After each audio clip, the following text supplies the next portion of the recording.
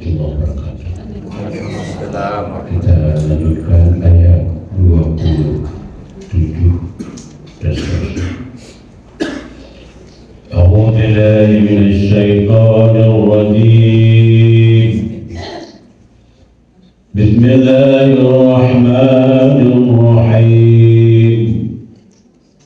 Tsumma yawmal qiyamati yuhzihim wa yaqulu ayna syuraka'i alladhina kuntum tushaqquna fihim.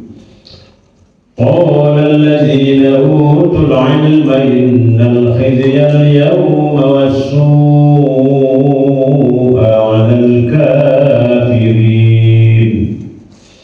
الذين توفاهم الملائكة ظالمي أنفسهم فألقوا السلم ما كنا نعمل من سوء بلى إن الله عليم بما كنتم تعملون فادخلوا أبواب جهنم خالدين فيها فلبئس مثوى المتكبرين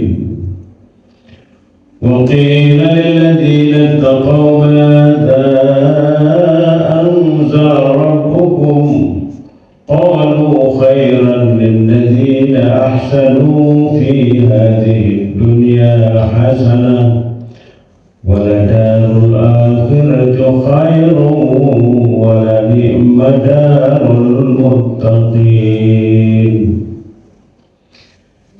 Bapak-Ibu, kita lanjutkan pembicaraan mengenai orang-orang yang engkar. Ada beberapa istilah kemarin itu. Orangnya takbur, orangnya tidak mengakui kebenaran, menuduh Al-Quran itu cerita-cerita lama saja. Nanti kemudian pada hari kiamat yuhzi,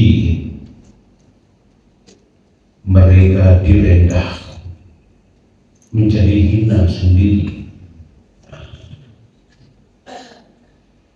Dan ada yang bertanya kepada mereka, aina syuraka'i alladzina kuntum tushaqquna fi, mana tokoh-tokoh utamamu dulu yang kamu agung-agungkan itu,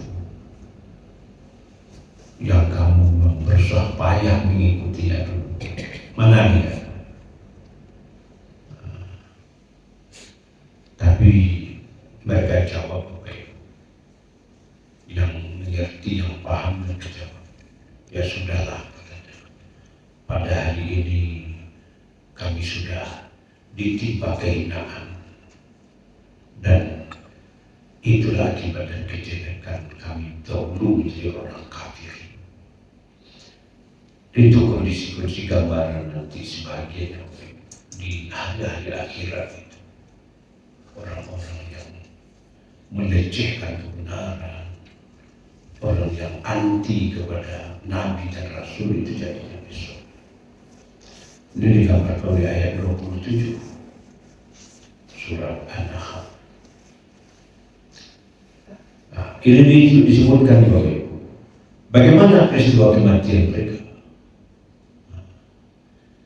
Ini dari peristiwa kematian mereka. Alladzina tatawaffahumul malaikatu zalimi anfusihim. Orang kafir seperti itu tadi, mereka diwafatkan oleh malaikat ketika mereka menzalimi diri mereka sendiri, ketika mereka dalam keadaan melakukan pelanggaran berat. Ketika itu mereka matinya. Ketika itu malaikat mencabut nyawanya.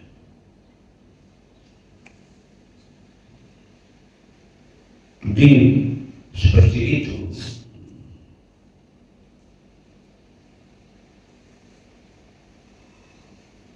Jadi atau kata mereka, "Fal qawsana ma kunna na'mal min su." kok begini kami ini? Kami tidak pernah melakukan kejahatan. Ngakunya sebetulnya tidak pernah salah. Biasanya orang baik itu tidak pernah salah, itu yang mengakunya tidak salah. Bala, tetapi kata Allah, bala innallaha alimun bima kuntum. Tetapi sebenarnya Allah tahu apa yang kamu kerjakan. Memang indah-indahnya boy. Kalau hadapan Allah baik benar macam itu. Allah mengetahui semua. Di alimun bima kuntum. Allah mengetahui semua yang kamu kerjakan. Kalimat-kalimat model ini kan berulang-ulang adanya dalam Al-Quran. Allah mengetahui apa saja yang kita kerjakan. Itu puluhan kali mengulang dalam Al-Quran. Untuk meyakinkan kepada umat manusia bahwa Allah itu maha segala-galanya. Yang harus kita yakini benar-benar itu adalah apapun yang kita kerjakan Allah tahu. Sebenarnya Bapak Ibu, konsep ini saja kita mantapkan, itu nyaman kita. Pasti kita berhati-hati. Tidak sama dengan kita dengan pimpinan di kantor, bisa saja kita kecoh. Ini tidak. Alimun bima kuntum ta'malun. Allah itu sangat tahu apa saja yang kamu kerjakan. Lalu bagaimana selanjutnya? Fadkhulu abwaaba jahannam. Masuklah kamu ke dalam neraka jahanam itu. Khalidina fiha. Kekal di dalamnya itu. Menjadi penduduk permanen. Dapat KTP, semua dia di neraka. Itu nanti Allah beritahukan itu nanti, bukan sekarang. Inilah yang bukan sekarang yang mengunjungi kita sekarang. Azab itu bukan sekarang, nanti. Siksaan itu bukan sekarang, nanti. Konsepnya kita sudah bicarakan kemarin. Mengapa itu konsepnya? Karena Allah masih memberi peluang kepada kita, masih memberi kesempatan untuk membenahi kita. Jadi seperti itu. Ketika orang sudah melakukan kesalahan, pelanggaran, merusak aturan dan sebagainya, karena dia tidak menerima risiko, dia merasa dalam kondisi yang benar saja, tidak pernah ngaku salahnya. Padahal ini yang diberitahukan Allah betul. Allah tahu semuanya. Makanya masuklah ke neraka. Fala bi'sa maswal mutakabbirin. Itulah tempat yang terjelek bagi orang yang takut. Jadi yang sangat besar mempengaruhi kita dalam hidup ini memang sikap takut itu, sikap sombong itu, tidak mau mengakui yang lebih hebat, yang lebih besar. Makanya kita akan selalu mengaku, mengucapkan takbir, mengakui Allah itulah yang maha besar. Jadi seperti itu jadinya tempatnya mereka nanti di neraka kekal pula. Itu kan kemarin kan kita bicarakan tuh Bapak Ibu. Ketika ditanya kepada mereka, wa idza qila lahum, bila ditanya kepada mereka, bagaimana menurutmu tentang Al-Quran ini? Apa jawaban mereka? Itu nyanyian-nyanyian lama. Jadi sumber awalnya itu atau perdebatan awalnya itu karena tidak mengakui Al-Quran. Mengapa mereka tidak mengakui Al-Quran? Karena mereka sombong, tidak mengakui kebenaran dari makna yang lain. Yang benar itu yang dari mereka saja. Nah itu Pak. Sebaliknya sekarang kita baca Bapak Ibu. Sebaliknya waqila lilladzina taqaw. Sekarang ketika ditanya kepada orang-orang yang bertakwa, yang hati-hati hidupnya, yang mengikuti aturan, ditanyakan pertanyaan yang sama, maka anzala rabbukum. Nah, kemarin pertanyaan itu juga yang disampaikan kepada orang-orang munafik, orang-orang takbur itu, maka anzala rabbukum. Nah, sekarang itu juga, maka anzala rabbukum, apa yang diturunkan Tuhan kepadamu? Tentang Al-Quran ini bagaimana pendapat? Kalau orang yang bertakwa kepada Allah, mereka jawab, qalu khairan lilladzina ahsanu fi hadhihi dunya hasanah. Al-Quran itu sangat baik dan sangat tepat sekali untuk keperluan orang-orang yang ingin memperbaiki dirinya. Lilladzina ahsan. Bagi siapa Quran itu bernilai baiknya? Katanya bagi orang-orang yang ingin memperbaiki dirinya. Keinginan memperbaiki diri ini yang penting sekarang. Sejak dari mana kita ingin memperbaiki diri itu? Fi hadhihi dunya, sejak sekarang di dunia ini. Bagaimana kehidupan kita ini menjadi lebih baik? Hasanah. Baik di dunia, begitu juga nanti di akhirat. Wala darul akhirati khair. Ingat katanya, balasan nanti di akhirat itu jauh lebih baik lagi. Dan itu bisa didapatkan bagi orang memperbaiki dirinya. Mengapa dia memperbaiki dirinya? Karena menerima apa yang disampaikan Quran ini. Nanti di akhirat itu mereka wala nikmat darul muttaqin. Betapa nikmatnya tempat orang-orang yang muttaqin itu, orang-orang yang terjaga, terhindar dirinya dari berbagai pelanggaran-pelanggaran. Ini yang dikondisikan betul oleh Al-Quran, Bapak Ibu. Apa darul muttaqin itu? Apa tempatnya itu?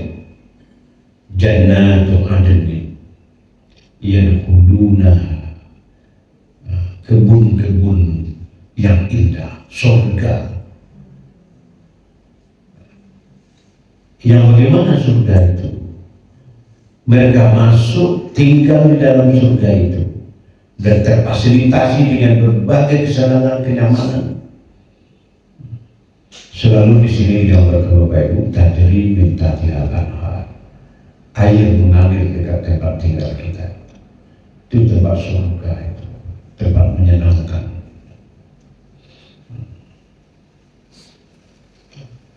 Apalagi yang bisa mereka peroleh di situ? Lahum fiha ma yasha'u. Di dalam surga itu mereka bisa mendapatkan apapun yang mereka minta. Itu digambarkan oleh banyak ayat itu, Bapak Ibu. Apapun yang kita perlukan, apapun yang kita inginkan, tinggal menyebut saja itu ada. Nah, jalan terbaik. Kalau di dunia jadi kalau ingin A, di mana orang terbaik ke situ. Konda begitu takanan langsung ambil kuasa. Gambaran itu yang perlu kita pahami betul, Bapak Ibu, di surga itu seperti itu. Takanan lewat A, timbul, adu di kuasa. Muncul dia. Itu maksudnya lahum fiha ma yasha'u. Allah katakan itu, kadzalika yajzillahul muttaqin. Begitulah cara Allah memberikan balasan kepada orang-orang yang muttaqin itu, orang-orang yang terpelihara dirinya itu dari berbagai kejahatan dan pelanggaran. Yang perlu kita lakukan sekarang itu, Bapak Ibu, bagaimana menjaga semuanya ini, menjaga mulut, menjaga pikiran, menjaga tidak tanduk kita, supaya berada dalam kategori kebaikan kita ini. Orang seperti itu, bagaimana matinya? Kalau tadi kan sebut Bapak Ibu. Kalau orang-orang yang jahat tadi matinya bagaimana? Mereka dalam keadaan menzalimi dirinya, mereka dalam sedang berdosa besar. Tapi kalau yang ini, yang masuk surga ini Bapak Ibu, alladzina tatawaffahumul malaikatu thayyibin. Orang-orang ini yang diwafatkan oleh malaikat thayyibin, mereka sedang sehat-sehat saja, mereka sedang nyaman-nyaman saja, mereka sedang dalam kondisi melakukan berbagai kebaikan-kebaikan. Nah, itu dia. Jadi memang Bapak Ibu, kita perlu mengupayakan itu sebetulnya. Nah, ketika mereka akan dimatikan itu, para malaikat berkata kepada mereka, "Salamun alaikum." Mengucapkan salam malaikat kepada kita yang orang baik itu. Apa kata malaikat ketika mau mencabut nyawa kita itu? Udahlah, berhentilah kamu hidup di dunia ini lagi. Masuk ke surga katanya. Udkhulul jannata bima kuntum ta'malun. Masuklah ke surga lagi sesuai dengan amalan yang pernah kamu lakukan. Toh kamu kan sudah banyak mengerjakan kebaikan. Terima di dalam surga. Jadi Bapak Ibu, ketika akan menghadapi kematian itu, orang baik-baik itu memang disampaikan kepadanya pengalaman-pengalaman kebaikannya itu, digambarkan kepadanya balasan-balasan yang akan diterimanya nanti. Maka orang itu mau meninggal itu dalam kondisi yang stabil, mereka sehat walafiat, mereka terutama pikirannya nyaman-nyaman saja. Makanya kalaupun dia sedang sakit misalnya, tidak nampak mengeluhnya. Keluhannya itu hilang karena melihat berbagai contoh kebaikan yang dijanjikan kepada mereka. Itu mereka itu. Itu disebutkan udkhulul jannata bima kuntum ta'malun. Itu. Nah, bagaimana bisa kita mendapatkan itu nanti?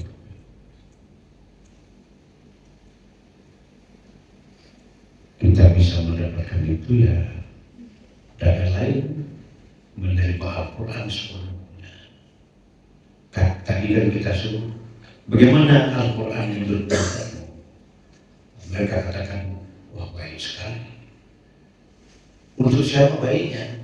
Lilladzina ahsanu, bagi orang yang ingin memperbaiki diri. Nah, kita memang Bapak Ibu perlu menjadikan diri kita ini yang selalu berusaha memperbaiki. Bukan makin hari makin rusak. Konsep memperbaiki ini Bapak Ibu, ini perlu kita lakukan terus. Tidak hanya di diri kita, dimanapun kita, di tempat tinggal kita, di rumah kita. Kalau kita berpikir memperbaiki, rumah itu rancak sendiri. Tidak ada yang dibiarkan kumuh, kotor.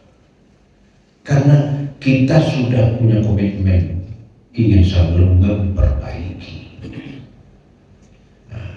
Bukan membiarkan yang jelek itu seperti itu, tetapi tidak. Kita selalu berpikir memperbaiki.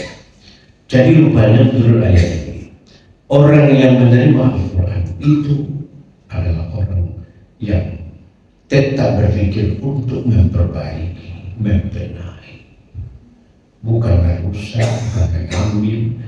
Tidak saja hanya mengambil manfaat, tetapi apa yang dipakainya itu makin diperbaiki. Ada orang punya kendaraan, lusuh kendaraan itu memakai siapa? Tidak diperbaiki.